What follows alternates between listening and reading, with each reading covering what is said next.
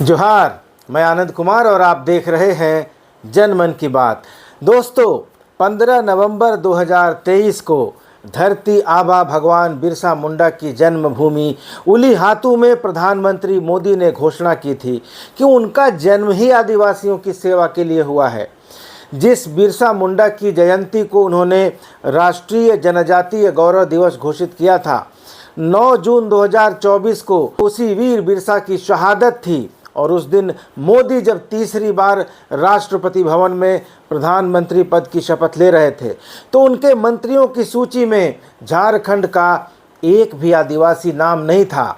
माना कि झारखंड में भाजपा का एक भी आदिवासी सांसद नहीं जीता और भाजपा ने पिछले 6 साल में किसी आदिवासी को राज्यसभा में भी नहीं भेजा। फिर भी जब रवनीत सिंह बिट्टू चुनाव हारकर मंत्री बन सकते हैं तो झारखंड से किसी आदिवासी नेता को भी मंत्री बनाया जा सकता था, बाद में राज्यसभा भेजा जा सकता था। तो क्या भारतीय जनता पार्टी का आदिवासी प्रेम खत्म हो गया है? क्या कुर्मियों की बेरुखी ने बीजेपी का दिल छलनी कर दिया है? और क्या भाजपा झारखंड में अब इन दोनों जातियों को दरकिनार करके सिर्फ पिछड़ों की राजनीति करेगी? क्योंकि कल मोदी मंत्रिमंडल में झारखंड से जिन 2 मंत्रियों को शपथ दिलाई गई है वे दोनों ही ओबीसी हैं। अन्नपूर्णा तो फिर भी झारखंडी हैं, लेकिन संजय सेठ तो झारखंड की जनता के लिए, यहाँ के खतियानियों के लिए, मूलवासियों के लिए बाहरी ही हैं। जहाँ तक मेरी जानकारी है, संजय सेठ पंजाबी खत्री जाति से आते हैं। तो झारखंड जैसे राज्य में जहाँ स्थानीयता और खतियान का मुद्दा गरमाया रहता है, झारखंड मुक्ति मोर्चा और आजसू जैसी पार्टियों का मुख्य मुद्दा ही खतियान आधारित स्थानीयता है, तो वैसे राज्य में पंजाबी मूल के संजय सेठ को मंत्री बनाकर आखिर भाजपा क्या संदेश देना चाहती है, यह उसने बिल्कुल साफ कर दिया है। मंत्रिमंडल के गठन से पहले सभी लोग अंदाज लगा रहे थे कि इस बार तो किसी कुर्मी को मंत्री ज़रूर बनाया जाएगा। अब आजसू वाले चौधरी जी बनेंगे या टाटा वाले महतो जी, इस पर अटकलें लग रही थीं, लेकिन कोई कुर्मी मंत्री नहीं बना। और जब पंजाब के लुधियाना से चुनाव हारने के बावजूद सिख नेता रवनीत सिंह बिट्टू को मंत्री बनाया जा सकता है, तो आदिवासी अर्जुन मुंडा को क्यों नहीं बनाया जा सकता था? तो क्या आदिवासियों और कुर्मियों ने मोदी का दिल तोड़ दिया है और इसलिए मोदी ने झारखंड के मामले में जाति की स्थापित धारणाओं को, सीमाओं को तोड़कर किसी कुर्मी या आदिवासी को नहीं बल्कि पंजाबी मूल के संजय सेठ को मंत्री बनाया? दोस्तों, इस मुद्दे पर आगे चर्चा करें उसके पहले कुछ बातों को समझना ज़रूरी है। झारखंड लोकसभा चुनाव 2024 के लिए यहाँ पर एनडीए और आईएनडीआईए के बीच सीधी लड़ाई थी। कहा जा रहा था कि यहाँ के नतीजे तय करने में 2 समुदाय महत्वपूर्ण भूमिका अदा करेंगे। ये 2 समुदाय हैं आदिवासी और कुर्मी यानी महतो। दोनों गठबंधन इनको साधने में जुटे हुए थे। मोदी, अमित शाह जैसे भाजपा के तमाम बड़े नेता लगातार झारखंड का दौरा करते रहे, खासकर आदिवासी इलाकों का दौरा करते रहे और आदिवासियों को अपने पक्ष में करने की, लुभाने की हर कोशिश करते रहे। यहाँ तक कि बाबूलाल मरांडी को बीजेपी का प्रदेश अध्यक्ष भी इसीलिए बनाया गया कि वे आदिवासियों के वोट अपनी तरफ करेंगे। दोस्तों, झारखंड की कुल आबादी का करीब 26% हिस्सा आदिवासियों का है। यहाँ लोकसभा की 5 और विधानसभा की 28 सीटें भी आदिवासियों के लिए रिजर्व्ड हैं। 2019 के लोकसभा चुनाव में भाजपा ने इन 5 लोकसभा सीटों में से 3 सीटें जीती थीं, लेकिन उसी साल हुए विधानसभा के चुनाव में उसे आदिवासियों के लिए आरक्षित 28 विधानसभा सीटों में से सिर्फ 2 सीटों पर जीत मिली थी और भाजपा सत्ता से बेदखल हो गई थी। तो जब बीजेपी विधानसभा का चुनाव हार गई तो हलचल मची, खलबली मची।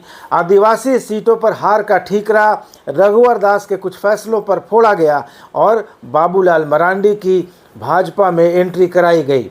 आदिवासियों को अपने पाले में लाने की इतनी हड़बड़ी थी कि बीजेपी ने इस बात को बिल्कुल नज़रअंदाज कर दिया कि रघुवर दास के कारण उनके समाज में यानी तेली बनिया समाज में बीजेपी काफ़ी मजबूत हो गई थी। फिर लोकसभा चुनाव के ठीक पहले रघुवर दास को झारखंड की राजनीति से उठाकर ओडिशा के राजभवन में बैठा दिया गया और बाबूलाल मरांडी के लिए कोई ऐसा बहाना नहीं छोड़ा गया जिसमें वे कह सकें कि उनको कामकाज करने में कोई दिक्कत पेश आ रही है। इतना ही नहीं था, सिंहभूम, लोहरदगा और दुमका की एसटी सीटों पर जीत के लिए बीजेपी ने जो उपाय हो सकता था वो किया। सिंहभूम में जनाधार रखने वाले कोड़ा दंपति यानी मधु कोड़ा और गीता कोड़ा को बीजेपी में लाया गया। वैसे ही दुमका में बीजेपी ने अपनी जीत का तमाशा देखने के लिए सोरेन परिवार में फूट डाल दी, सुनील सोरेन का टिकट छीन लिया और लोहरदगा में भारतीय जनता पार्टी के जनजातीय मोर्चा के राष्ट्रीय अध्यक्ष समीर उरांव को उतारा गया। लेकिन इनमें से कोई दांव काम नहीं आया। न आदिवासी प्रदेश अध्यक्ष कोई करतब दिखा सके, न जनजातीय मोर्चा का राष्ट्रीय अध्यक्ष आदिवासियों को लुभा सका और न आदिवासी मामलों का मंत्री आदिवासियों का दिल जीत सका। सीता सोरेन को छोड़कर बाकी सभी आदिवासी प्रत्याशी जो भारतीय जनता पार्टी के टिकट पर चुनाव लड़ रहे थे, बड़े अंतर से चुनाव हारे, 1.5 लाख 2 लाख के अंतर से हारे। तो भाजपा ने आदिवासियों की सहानुभूति पाने के लिए जो भी कर सकती थी उसने किया, लेकिन झारखंड के आदिवासियों ने उसे इस चुनाव में बेहद निराश किया। और ऐसा नहीं है कि मोदी सरकार ने आदिवासियों के लिए जो काम किए उसका फ़ायदा उसे नहीं मिला, झारखंड में नहीं मिला, लेकिन बाकी जगहों पर तो खूब मिला है। आंध्र में, मध्य प्रदेश में, छत्तीसगढ़ और राजस्थान में विधानसभा और लोकसभा के चुनावों में उसे खूब सीटें मिली। द्रौपदी मुर्मू को राष्ट्रपति बनाने का फ़ायदा ओडिशा में तो ऐसा दिखाई दिया कि 24 साल पुरानी नवीन पटनायक सरकार को उखाड़कर बीजेपी सत्ता में आ गई। लोकसभा की 21 सीटों में से 20 सीटें जीतकर उसने इतिहास रच दिया। लेकिन झारखंड के आदिवासियों का दिल बीजेपी नहीं जीत पाई। चाहे इसका कारण यहाँ के आदिवासियों का सरना धर्म कोड का मुद्दा रहा हो, बड़ी संख्या में यहाँ आदिवासियों का ईसाई में धर्मांतरित हो जाना रहा हो, हेमंत सोरेन की गिरफ्तारी रही हो, या संविधान को बदल देने का जो इंडिया अलायंस ने चुनावी शगुफा फैलाया था उसका असर रहा हो, जो भी रहा हो, लेकिन आदिवासी भाजपा से दूर हो गए। तो मोदी सरकार के शपथ ग्रहण को देखें तो महसूस होता है कि अब भाजपा को ये लग रहा है कि वह झारखंड के आदिवासियों के साथ टिट फॉर टैट वाला सलूक करने पर उतारू हो गई है और इसलिए भाजपा ने किसी आदिवासी चेहरे को मंत्री नहीं बनाया। लेकिन क्या बिना आदिवासियों के सपोर्ट के वह झारखंड में सरकार बना सकती है? तो दोस्तों, इसका जवाब देने के लिए झारखंड विधानसभा में सीटों का समीकरण समझना होगा। 81 सदस्यों वाली झारखंड विधानसभा में 37 सीटें आरक्षित हैं। इनमें 28 सीटें आदिवासियों के लिए और 9 सीटें अनुसूचित जातियों के लिए आरक्षित हैं। ऐसे में सामान्य सीटों की संख्या सिर्फ 44 यानी 44 रह जाती है। तो अगर आदिवासी साथ न दें तो किसी भी पार्टी के लिए अकेले दम पर सामान्य सीटों के बदौलत सरकार बना लेना बहुत मुश्किल है, बहुत टेढ़ी खीर है। हालांकि 80 सीटों पर बीजेपी की स्थिति हमेशा मजबूत रही है। 2024 के लोकसभा चुनाव में भी वह पलामू की 80 सीट लगातार तीसरी बार जीतने में सफल रही। वहीं 2019 के विधानसभा चुनाव में उसे अनुसूचित जातियों के लिए आरक्षित 9 सीटों में से 6 सीटों पर जीत हासिल हुई थी। लेकिन 2024 के लोकसभा चुनाव में पाँचों की पाँचों एसटी सीटों पर हार ने भाजपा का दिल तोड़ दिया, ऐसा लग रहा है। तो भले मोदी की सरकार में झारखंड से कोई आदिवासी मंत्री नहीं बना हो, लेकिन मोदी ने अपने कैबिनेट में 5 आदिवासियों को मंत्री बनाया है। इसी साल के अंत में झारखंड में विधानसभा के चुनाव होने हैं और भाजपा को अगर 28 आदिवासी सीटों में से ज़्यादा सीटें जीतनी हैं तो उनको आदिवासियों के बीच जाकर माइक्रो लेवल पर काम करना होगा। जैसे पहले बनवासी कल्याण केंद्र और एकल विद्यालय जैसे संघ परिवार के संगठन काम करते थे, उन्होंने आदिवासियों के बीच बीजेपी को मजबूत बनाया था। लेकिन सत्ता के असर में भाजपा इन संगठनों को कमज़ोर करती गई, इनके योगदान को नकारती गई और इसका नतीजा अब दिखाई देने लगा है कि आदिवासी इलाकों में बीजेपी लगातार कमज़ोर होती जा रही है। तो अब भारतीय जनता पार्टी का राष्ट्रीय नेतृत्व झारखंड के नेताओं का स्क्रू तो ज़रूर टाइट करेगा, भेजेगा उनको कि जाइए गांवों में आदिवासियों के बीच बैठिए, बहुत मोटे हो गए आप लोग रांची में बैठ बैठ कर एसी की हवा खा खा कर। चर्चा वैसे भी राडो घड़ी और थार की हो ही रही है। तो अब आते हैं इस बात पर कि कोई कुर्मी महतो क्यों नहीं मंत्री बना, जिसकी चर्चा काफ़ी हो रही थी।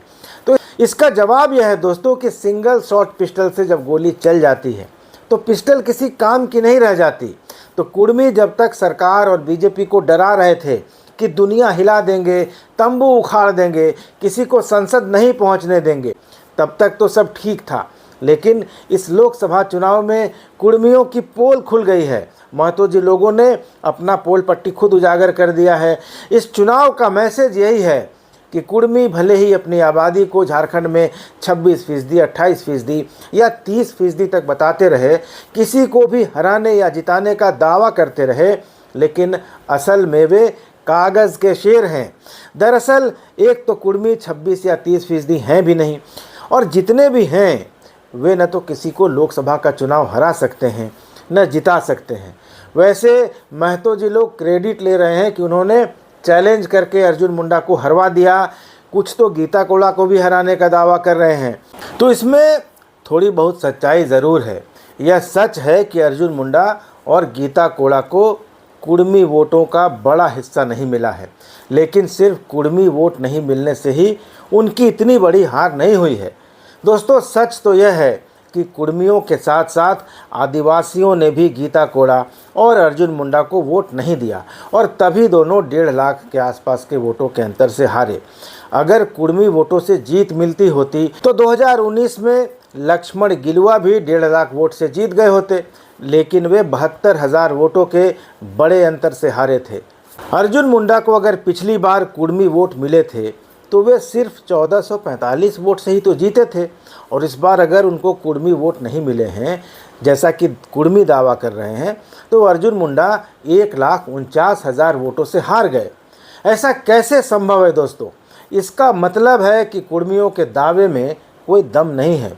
अगर कुर्मी चुनाव जिताते तो 2019 में राम टहल चौधरी को सिर्फ 24-25 हज़ार वोट नहीं आए होते। अगर कुर्मी ही चुनाव जिताते तो डुमरी और गोमिया जैसे कुर्मी बहुल इलाकों में पिछड़ने के बावजूद चंद्र प्रकाश चौधरी 80,000 वोटों से चुनाव नहीं जीत जाते। पिछले 2 साल से बंगाल और झारखंड के कुर्मी आदिवासी दर्जे की मांग को लेकर बड़े बड़े रेल रोको आंदोलन कर रहे थे, रैलियां निकालकर ताकत दिखा रहे थे और चुनौतियां दे रहे थे, दबाव बना रहे थे। तो जितना दबाव बनाया उन्होंने, वो सारा इम्प्रेशन, वो सारा नरेशन, वो सारा नैरेटिव इस चुनाव में धराशायी हो गया, क्योंकि एक जाति के तौर पर कुर्मी अपना प्रभाव और चुनाव के परिणामों पर कोई व्यापक असर डाल पाने में नाकाम रहे। उनकी कलई खुल गई। इसके उल्टा हुआ ये कि जहाँ जहाँ कुर्मियों की आबादी अधिक है वहाँ उनसे दबने वाली, उनसे जलने वाली, या यूँ कहें कि उनसे डरने वाली दूसरी ओबीसी और सामान्य जातियों जैसे गोप, गोराई, कुम्हार, नापित, कमार, बनिया, जालिया जैसी जातियों के साथ ब्राह्मण, राजपूत, दलित और मारवाड़ी तथा बंगाली और कहीं कहीं तो आदिवासी भी खुलकर बीजेपी के पक्ष में आ गए। और यही कारण है कि न तो दूसरी बार चुनाव जीतने वाले आजसू के चंद्र प्रकाश चौधरी और न ही हैट्रिक लगाने के बावजूद भारतीय जनता पार्टी के विद्युत वरण महतो मोदी के मंत्रिमंडल में जगह बना सके। दोस्तों दिसंबर में झारखंड विधानसभा के लिए चुनाव होना है, तो हो सकता है कि उसके पहले मोदी अपने मंत्रिमंडल का विस्तार करें तो किसी आदिवासी या किसी महतो को मंत्री बना ले, क्योंकि उस समय वोटों को साधना होता है, लोगों को खुश करना होता है। लेकिन फ़िलहाल अभी की बात करें तो इन दोनों बड़े समूहों आदिवासी और कुर्मी की दबाव की राजनीति काम नहीं आई है, बल्कि अगर ये कहें कि ये दांव उनका उल्टा पड़ गया है तो गलत नहीं होगा। दोस्तों जहाँ तक 4 बार चुनाव जीतने वाले सवर्ण, ब्राह्मण निशिकांत दुबे और हैट्रिक लगाने वाले दलित यानी वीडी राम की बात है, कहा जा रहा है कि उनको मंत्री बनाया जाना चाहिए था, क्योंकि एक सवर्ण थे 4 बार जीते, एक दलित हैं 3 बार जीते। तो इस बार नरेंद्र मोदी 3.0 सरकार में 21 सवर्ण और 10 दलित मंत्री शामिल हैं। झारखंड में करीब 11% अनुसूचित जाति रहते हैं और करीब 7-8% सवर्ण यानी ब्राह्मण, राजपूत, भूमिहार, शेख, सैयद और दूसरी जातियों के लोग हैं। अब इनकी इतनी ताकत ही नहीं है कि वे बड़े पैमाने पर झारखंड की राजनीति और चुनाव के नतीजों पर असर डाल सकें, क्योंकि ज़्यादातर जो एससी रिजर्व सीटें हैं वहाँ डेमोग्राफी काफ़ी बदल गई है और वहाँ का सोशल फैब्रिक यानी जातिगत संरचना में भी काफ़ी बदलाव आ गया है। और ये जातियाँ यानी फॉरवर्ड और जो दलित हैं वे सामाजिक रूप से भी खुद को बिहार और यूपी से कनेक्ट करते हैं, इसलिए बिहार और यूपी जैसे पड़ोसी राज्यों से सवर्ण या दलित मंत्री बनाकर भी इनको खुश रखा जा सकता है।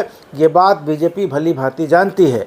लेकिन झारखंड के आदिवासी और खुद को आदिवासी बताने वाले और आदिवासी दर्जा मांग रहे कुर्मियों को खुश करने के बजाय बीजेपी ने इस बार सिर्फ ओबीसी को जगह दी है। झारखंड में करीब 55% आबादी ओबीसी की है। इनमें से अगर कुर्मी को हटा दिया जाए तो भी करीब 35-38% ओबीसी बचते हैं।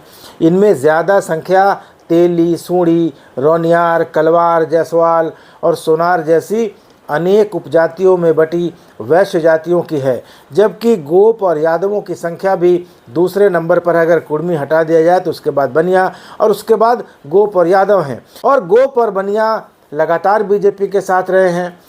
गोड्डा जैसी सीट जहां निशिकांत सांसद है वहां केवल मुस्लिम और यादव इतनी संख्या में है कि किसी को चुनाव जिता दें या हरा दें। वहां निशिकांत दुबे 4थी बार जीते और कांग्रेस के प्रदीप यादव जो यादव थे वो हार गए। इसी तरह कोडरमा में अन्नपूर्णा देवी 3,77,000 वोटों से जीती, जो इस चुनाव का सर्वाधिक मार्जिन है।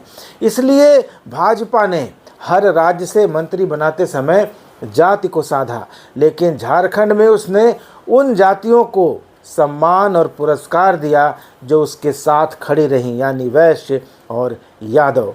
प्रधानमंत्री मोदी ने अपने तीसरे कार्यकाल में झारखंड को लेकर अपनी नीति बिल्कुल साफ कर दी है। जो साथ रहेंगे उनको जगह मिलेगी, जो बेवफाई करेंगे उनको खामियाजा भुगतना पड़ेगा। शायद यही वजह है कि आजसू के इकलौते सांसद चंद्र प्रकाश चौधरी को भी मोदी सरकार में जगह नहीं मिली।